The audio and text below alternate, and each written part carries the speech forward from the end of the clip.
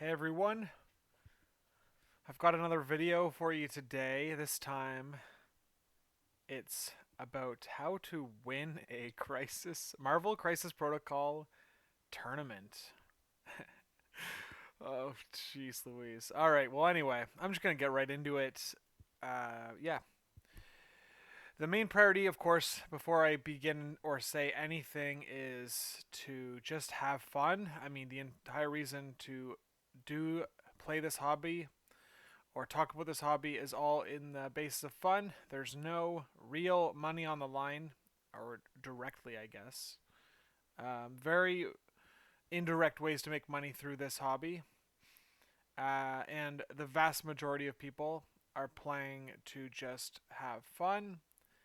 And so I don't think you should remove that as a consideration for why you're playing. Anyway, so basically, why am I making this video? I'm making this video because I know there's a lot of players out there who are X and one players. They're players who have almost won events, or have their only loss would be to one of the finalists of an event, and it's just close. Things just haven't gone their way yet. It feels like they're on the cusp of winning an event and just haven't yet.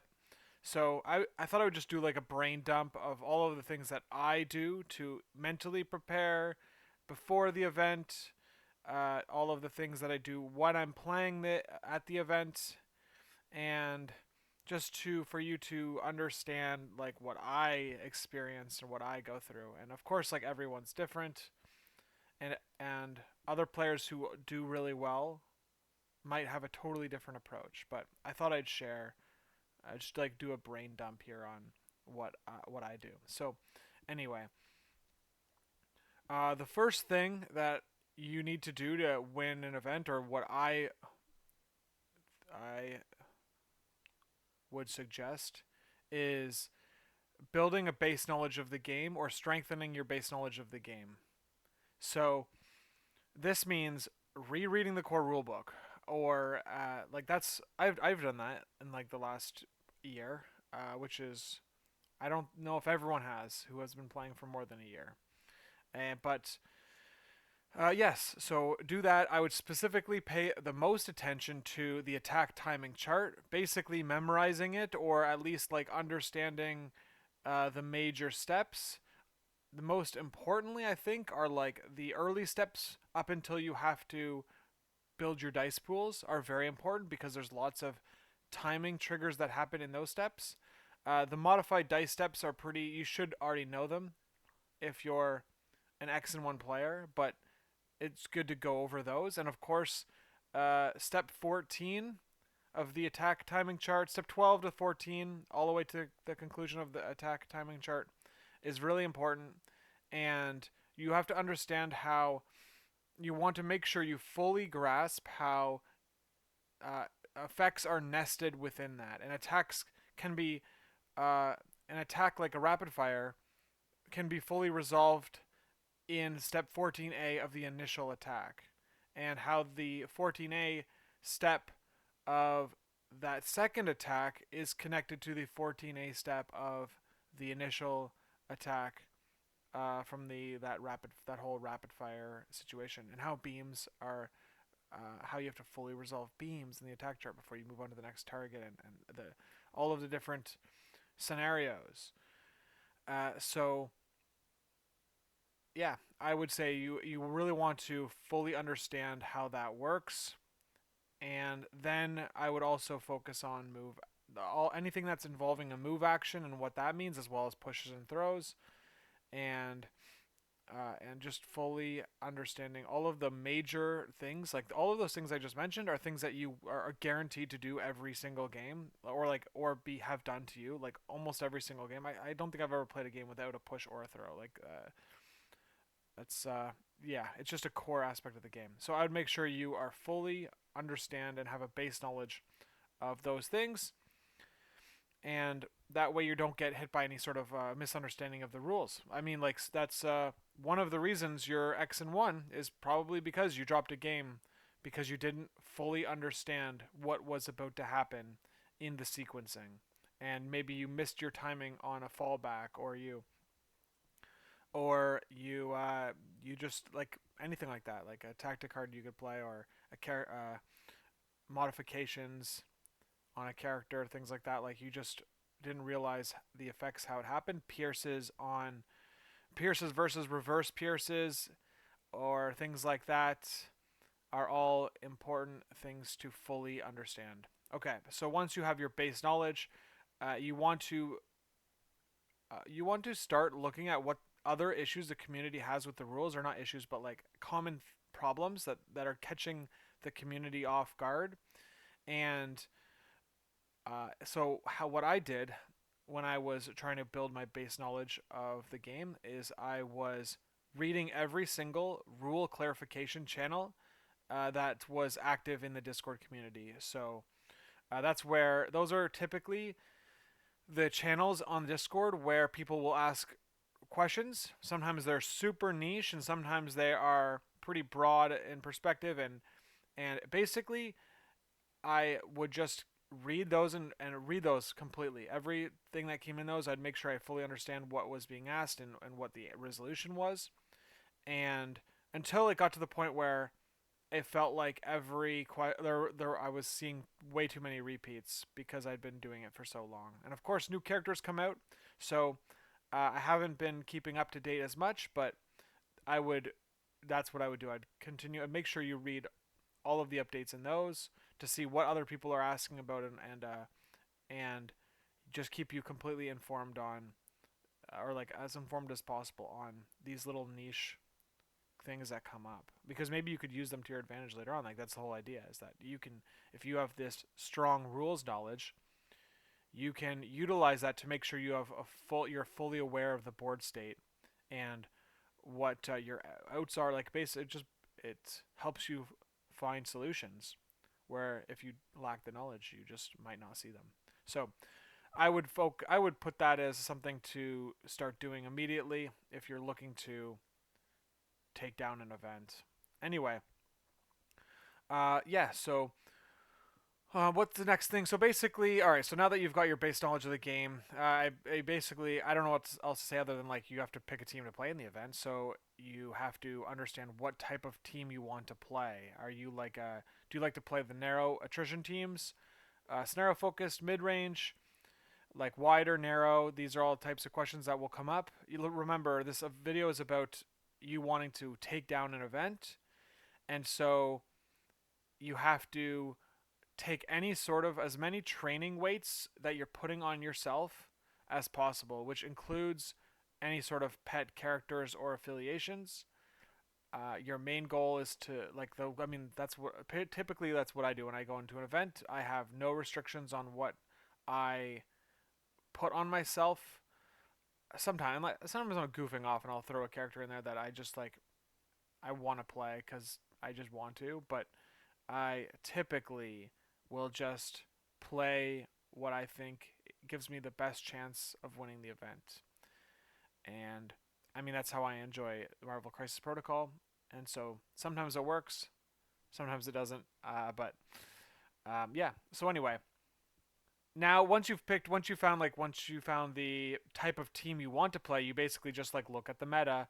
The data that comes in through Longshanks is available in the community to see which affiliations are performing well overall. Of course, there's lots of games played to give you a pretty good idea of what are the strongest teams out there, and basically just pick an affiliation that's good. You probably need to pick a top 10 affiliation. I personally would pick a top 5 affiliation, or best in class uh, for that type of team you want to play. And then yeah, so then once you have your team, you basically just have to get comfortable with it through watching games, playing games. You can net deck another player that's done really well. You can reach out to them through Discord too. It's usually pretty effective especially if they're active in the online community. You can just take their list and tweak it slightly to adjust how you want to play the game. But remember, you got to stick to tier list characters. Because if you if you don't, and you're just as good as someone who did, in theory, they'll win. They'll beat you more times than you beat them.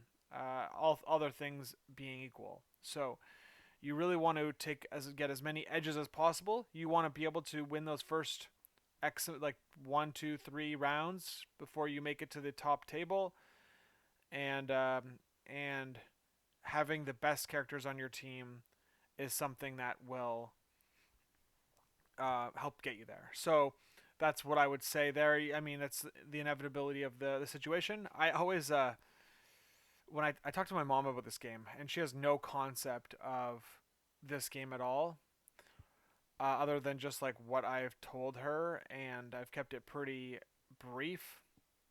But basically, I feel like if I told my mom that I didn't win the event and I wanted to, but I decided to bring a sub-optimal team, she would say that that sounds very contradictory. Why would you bring a suboptimal team if you wanted to win the event? That's what my mom would say that. But of course, like I think anyone, any family member, your brother would say that.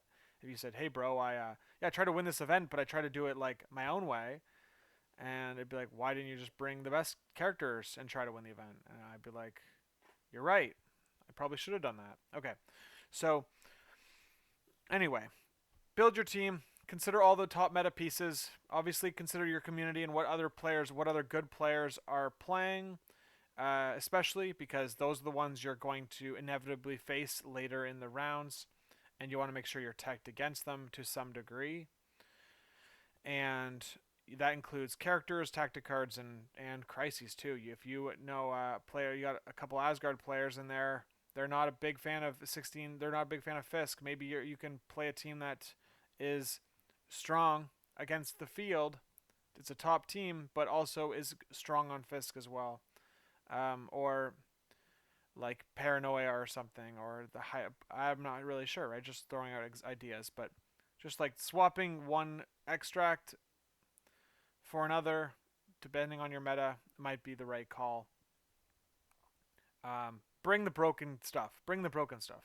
It's not going to be broken forever, so you might as well enjoy it. You're trying to win the event, so you're trying to break the game. You're trying to make it as unfair as possible for your opponents, and you have to punish the players that do not do that to you. Yeah, you're trying to win the event. You can also like you can also be a nice person, or try to be a respect your opponent while you do so. Of course, like that. I think that like goes without saying, but I'll say it anyway. Okay, so once you have your team,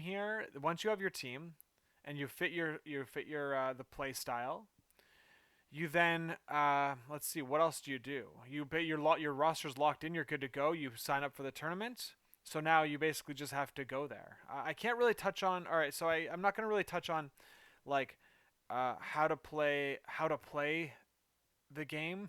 Um, in terms of like the mid game and deployment and things like that, and the end game, I can't really help there because it's so crisis matchup character dependent, things like that. It'd be too broad, so I can really only say I'll say a few things about it, but it's more of just like the mental attitude of winning, of trying to take down an event, and um, yeah, the mental attitude of trying to take down the event, and like the preparation, like I mentioned, just like all the little things that maybe aren't playing the game on the board, but like everything around it. So anyway, you have to go to the event. You have to drive there, take the metro, take the train, or what you're carpooling with your buddy.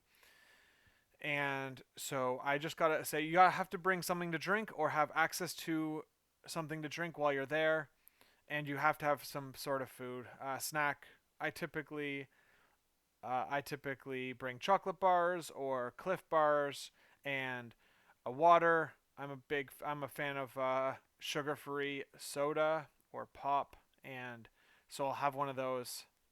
You I usually don't have one in the morning, but like I'll make an exception when I'm at the event and start drinking pop maybe halfway through round 1 or round 2, something like that, whatever. But so or like an energy drink, things like that.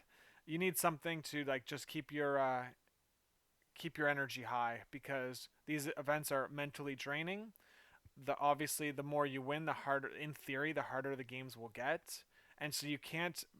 You need to have that energy level to either like to maintain and just be stable throughout the event, and you just don't want to have any like lapses in judgment because you were low on energy or something like that. You need to keep that like that adrenaline. You need to keep that focus going throughout the event. So yeah, so I bring those things. You have to wear comfortable clothing. I think that's like super important. I have been showing up to events lately with a big oversized hoodie, shorts, and socks with sandals. It's like super uh, casual, comfy casual, and yeah, just and then I'll have the layers ability too. You might not know the temperature of the building you're going into, so just like having access to layers. Like I have my coat right now too because it's the winter time, so just being able to put that coat on if I need it is helpful. So you just want to be as comfortable as possible. I like to listen to some music before I get out of my car and walk into the venue. Just a few songs that are like just like a little bit of hype songs to get me pumped up and ready to go.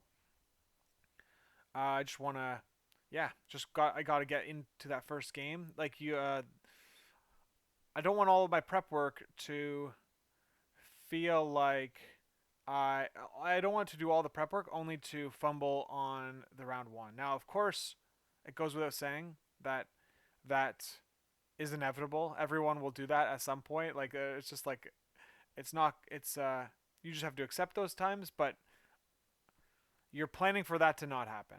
So you just got to get in the mental attitude for you to be able to play as best as possible right away. And yeah, so okay, well the round is drawn, and you have to pick your side of you lose proud, pick your side of the board. I would say you make sure you actually consider this. Don't just be lazy about it. You want to actually think about what crises came up and how that's going to affect round 1. Cover, terrain throws, round 1 terrain throws, cover are all big things to consider depending on what team they brought. If you brought a team that has a lot of throws, they don't have brace, or they don't have a lot of throws. I don't know. There's lots of different things. Like that's just one example, but I take the board edge like very like serious. Like you're playing the game now. Um, don't don't just give it up. So you could literally lose a game because you chose the wrong board edge. So uh, yeah, don't let that happen. Let's see here. Yeah. So basically, if you have to pick threat, if you get to pick threat, you have the opportunity to control what threat your opponent plays at. If you don't draw the same one, you need to see if there's any immediate holes in their list. So I have actually have an example here that I can show about the event that I went to recently. So let me see. Um, oh, oh, that's not it. Oh, look at this. That's me winning Marvel Crisis Protocol Timelines event. How did that get here? Okay, so yeah, whoops. I didn't mean to open that tab up. Okay, so I meant to go to this tab here. That where I won this event. Okay, so a different event, unrelated. All right, so this is my team here that I played in this event. um, basically, I ended up playing Black Bolt, Medusa, Thor, Hero of Midgard every game. Turns out it's very good. It's broken. The leadership, the team itself, the affiliation is cracked. The characters are cracked out. I mean, like the splashes are cracked out. Like I'm playing just tier list. I'm playing tier list Inhumans. Uh, so perfect combination for yeah, perfect combination here to win an event, and it ended up doing that, which was pretty sweet.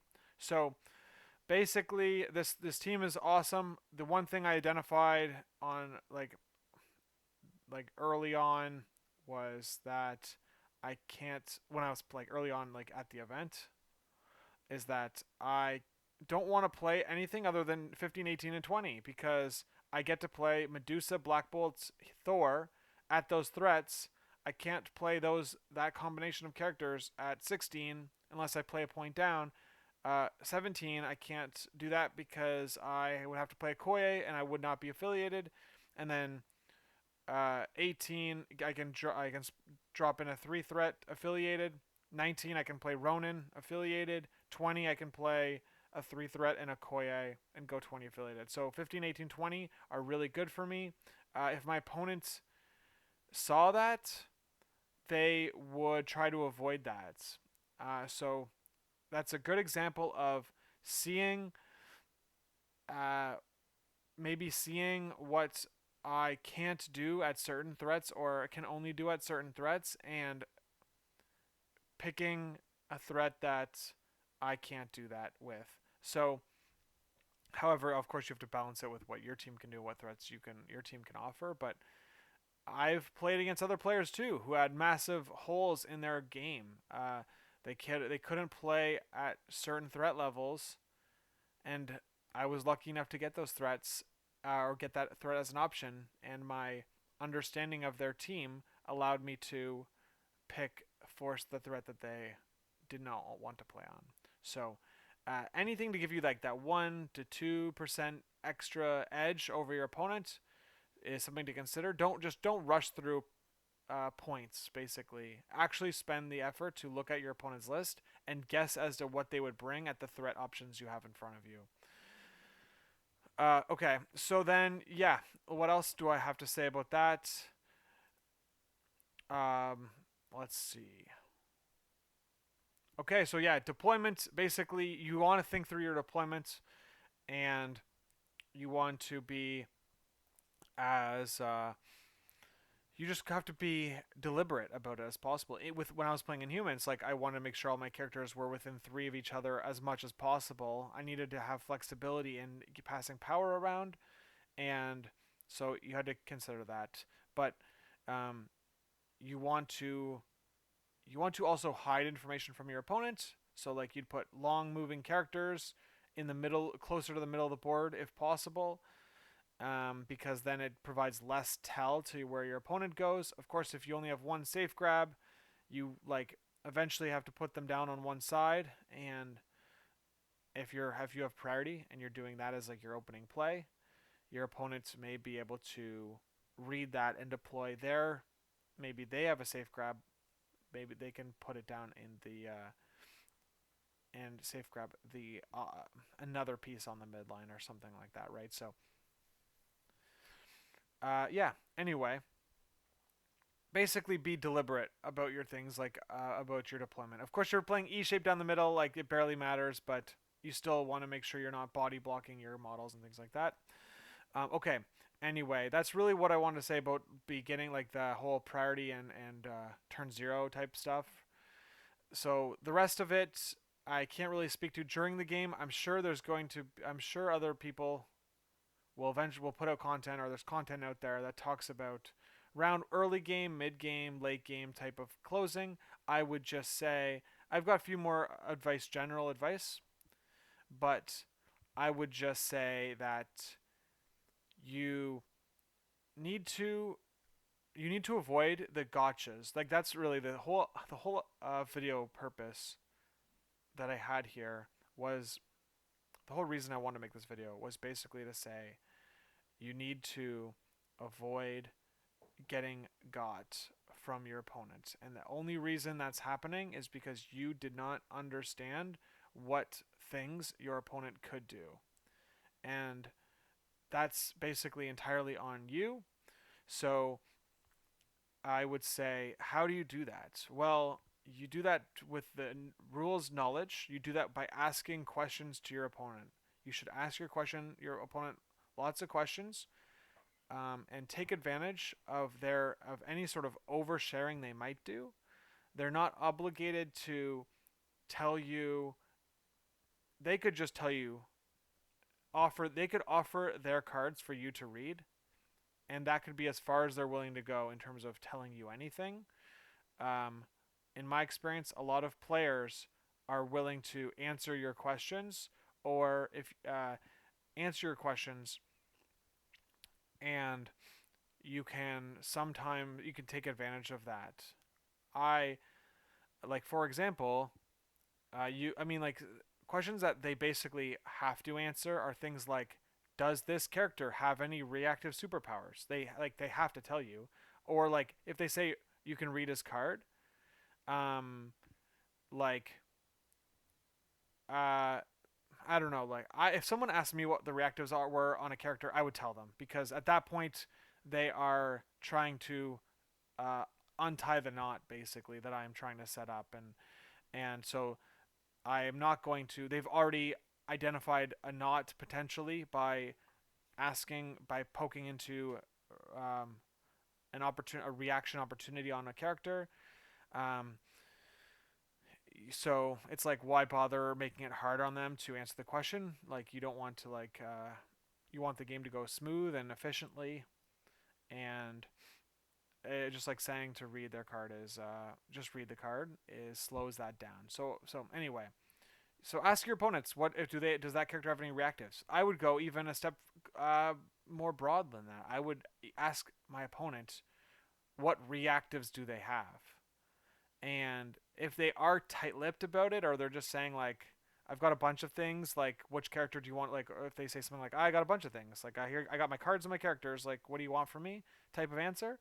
Then you could be more specific to get them to say more things. But sometimes your opponent will be willing to share the information, and you just take advantage of that. I mean, they could do the same to you, um, and so just be careful. Just, I mean, basically, yeah. Like, I would say,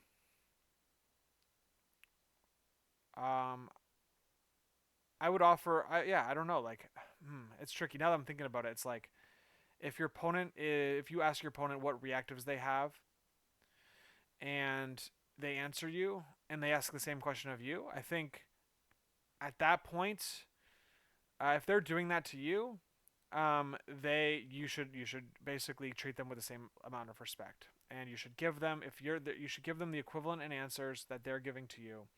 It's only fair to do that.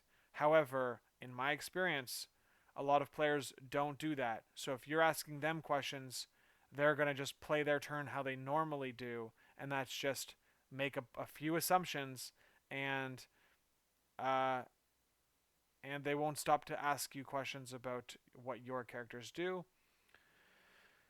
And so they might trip up a bit. But if you're actively trying to ask questions about the board state, you're going to have a better grasp of what's going on, and avoid any traps your opponent sets. Basically, yeah, like, so this game, in, like, whatever, like, on paper it's like there's no hidden information, but really there is a bunch of hidden information, right? Like, your understanding of the rules knowledge and what is missing is, and what your opponent knows about the rules knowledge, and what you know that your opponent knows about the rules knowledge, and what they know about your rules knowledge, is like, there's a bunch of, like, things, like, you don't there's uh, knowledge that you know about the game and the rules and the board state, and who's winning and who's losing, and there's their version of what's happening, of the board state and the rules that they know, and there's like this gray area where there's a bunch of rules that you neither of you know because you've never experienced them, or they're so super niche and things like that. Um, and then you'll navigate, if you have to navigate through that situation through the forced interaction, then you call a judge or whatever, of course, like, right, like, you don't know what's going to happen, or you figure it out together. But anyway, uh, you need to take advantage of your opponent not understanding how the rules of the game work. um, you're at a tournament, and the expectation is that, I don't know is this like the way to say it? Like, the expectation is that everyone should know the rules. as much as possible. Of course, you have to accept that mistakes happen and misunderstandings happen, but you cannot let the opponent play perfectly, and you cannot help your opponent play perfectly, or um, or they will. And if you do that, they will play perfectly, and then you'll have no way to beat them. Uh, the only way to beat the other player is like, do you really want to play the game where the only way to win is through dice rolling? I play Snakes and Ladders with my kids. I've played it once with my kids, and I wanted to throw the game out because I I was bored out of my mind. Do you want to play a game of Snakes and Ladders with your opponent, or do you want to play a game where you both make mistakes and you both capitalize on your opponent's mistakes, and the best one to do that is typically the winner? With there's a bunch of variants involved as well to make it fun and exciting, but that's the game that I want to play. And so I'm not going to let my opponent play perfectly because I helped them do it. Um, okay. Yeah, sometimes, and you might not know rules like, yeah, your opponent might forget frickin' Rocket has booby traps, or you can't use your movement tool through Medusa, or you can't play a tactic card that lets you reroll dice into Medusa. Um, your opponent might forget that, and you just have to let them. You just have to let them. Um, yeah, you're here to go X and O. You're here to go X and O, and I don't know. I don't know what to say. Like, maybe is that too controversial? Like, you're there to go X and O, and you're not. You can't. That you're gonna make it a lot harder on yourself if you let your opponent play better than they are. Um, okay, so basically, I've already kind of said both sides of this, but just to reiterate, you need to punish your opponent's mistakes, and you need to now think about you putting yourself in your opponent's shoes. And almost every single time your opponent makes a mistake, they could have not walked on that rake if they asked you questions. So you need to make sure that you're asking a bunch of questions about the board state to your opponent. I would also consider the fact that you don't want to tell your opponent um, your outs, or your the ways that you can win as optimally as possible, your best case scenario type things. So you want to make sure you ask questions that don't reveal your like hand, right?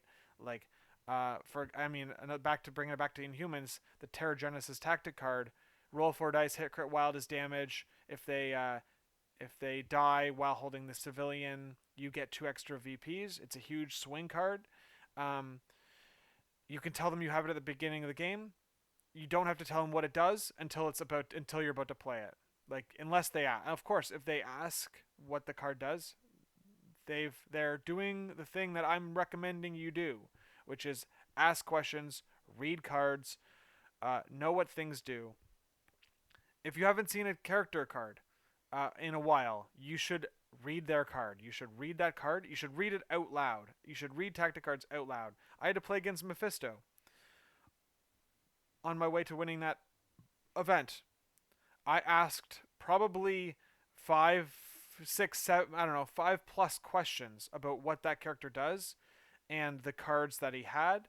And I basically talked to my opponent before the game, so I had a full, complete understanding of the Mephisto's tactic cards that he had in his list or he brought to the matchup. So, um, yeah. So basically, you need to know your cards. One thing I didn't mention earlier is that like reading your own cards before the event begins is completely underrated, and more people need to do it. Um, so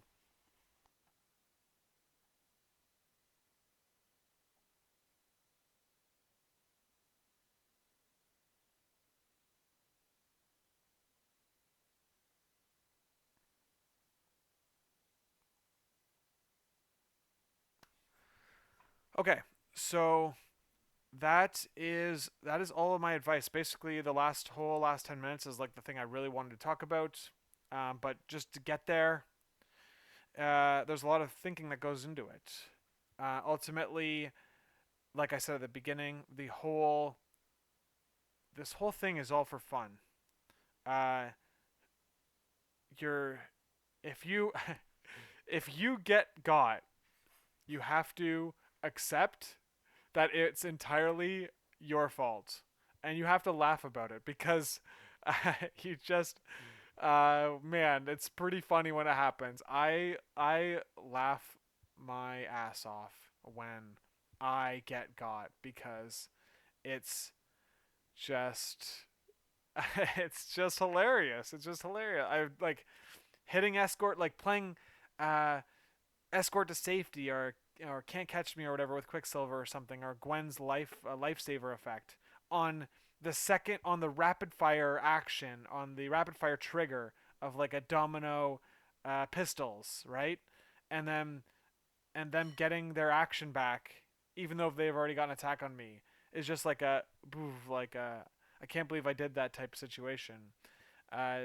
Or just like there's lots of things like that, like the Medusa playing Dark Rain on Medusa, which I've done before, which you have to laugh at how you get got when you get got. And yes, respect your opponent and have fun. And if you end up losing a game early in the event, or as the last game of the event, you just have to you have to be you have to be a good loser. Um, you can you just have to be a good loser, and you have to be a good winner too. If you win the event, of course you can celebrate with your friends, but your opponents are people too, and you have to respect that. And sometimes you make mistakes as a human being, and but ultimately that's what we all are. So we're all here to have fun, and but these are the things that I think about when I'm trying to win an event. I hope anyone watching this found this information useful. I would love to talk about this type of thing more, or other parts of it. So if you enjoyed this content, please let me know about it. And if you have any ideas or any other feedback, I would love to know, because this is cool. This is fun. All right, guys. I'll catch you in the next video.